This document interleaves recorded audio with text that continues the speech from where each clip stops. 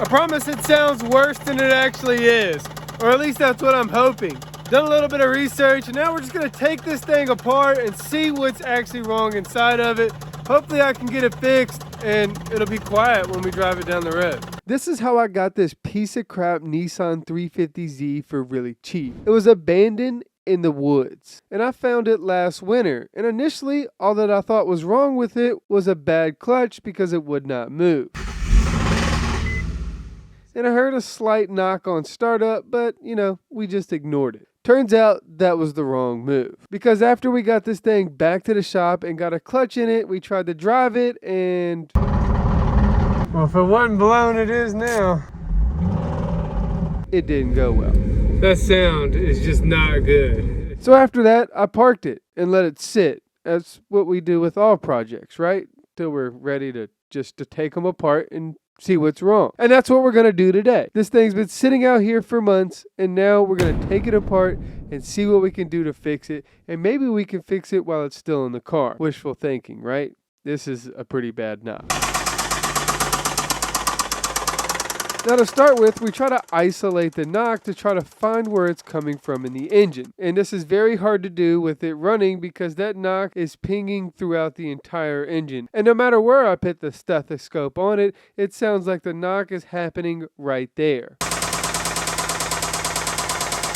So I can't really isolate it, which is not really a good sign. That means it's probably pretty deep internal and we're gonna have to take the entire thing apart. But I still have hope.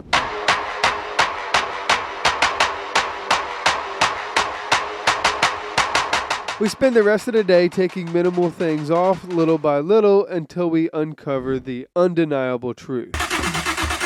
Alright guys, so we've taken this thing pretty much a good bit apart and we've checked everything. We've checked all the cylinders, looked down in each of them. We checked the timing up front here, checked the tensioner, the guides. Everything looks good. The chain's tight. The guide isn't really worn. The tensioner's not out that far. Everything looks all right on that end. And then even all the cam lobes and everything looks really clean up in the heads. Down inside the cylinders, it looked fine. The valves, all of them, they looked okay. So with the motor stripped down, just about to bare bones up top, and we got the timing exposed up here, we can finally see what's wrong with this thing and causing all this noise. And as you see, we turned the crank just a tad bit right here, and that thing didn't really go down at all. And that's because, yeah.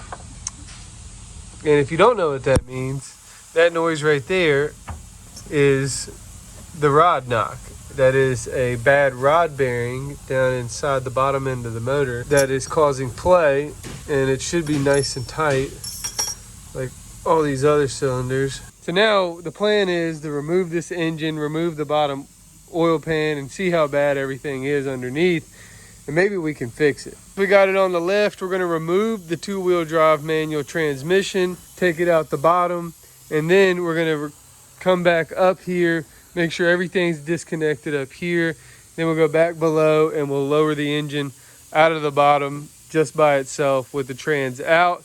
We'll get it over here, maybe get it on a stand and flip it over, take the pan off, see what we can do about the knock, and maybe getting it fixed and getting this thing where it can, you know, tear it up some more. So we know we got bad rod bearings, or at least one bad rod bearing. But one bad rod bearing is just as bad as all the rod bearings being bad, because that means we probably have a bad crank as well. But we won't know until we take it out of the car and take it apart. So let's get to it, because I'm tired of seeing this thing on my lift already. Now getting this thing out is not too hard. We actually already had the transmission out, so the bolts are kind of loose.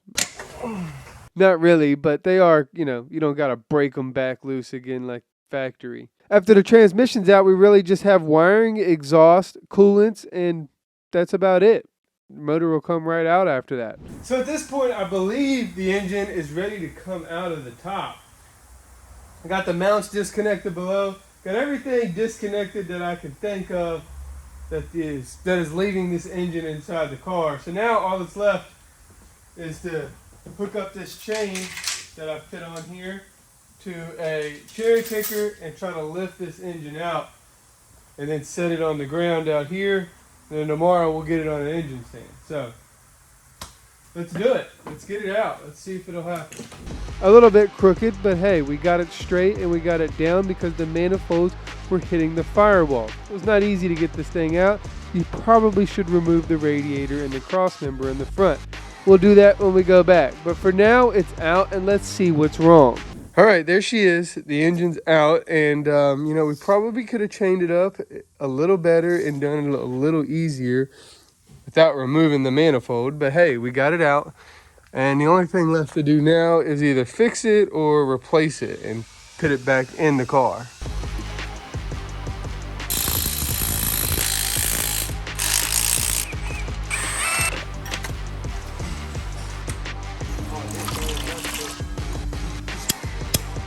All right, that's pretty much undressed right there.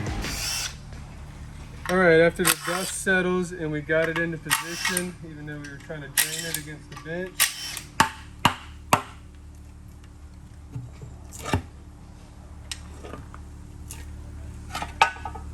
There's a little bit of metal in there.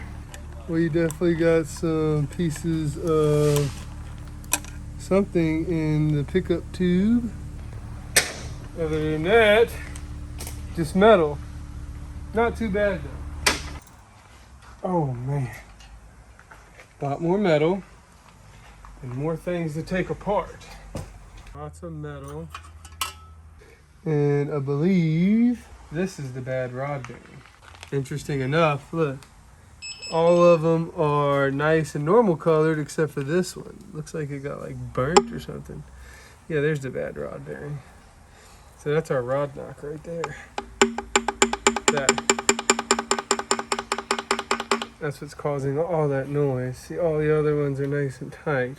So that's our rod knock right there. I'm willing to bet that the crankshaft is bad too.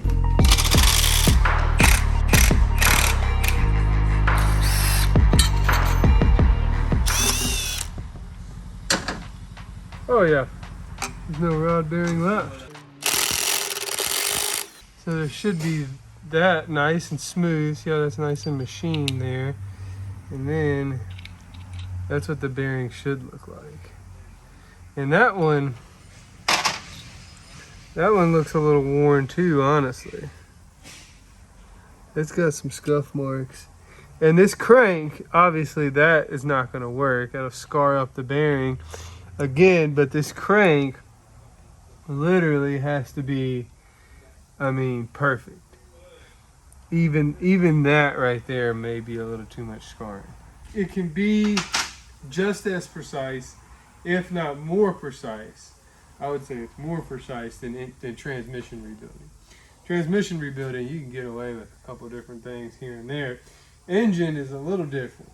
We're gonna see if we can fix it, put it back in the car. Or we're gonna see how much it costs to do that. Really, is what we're gonna do at this point. What people will try to do if you got a bad rod bearing like that, they'll try to like take the oil pan off on some cars, which this one it wouldn't be possible because the cradle's in the way underneath of it.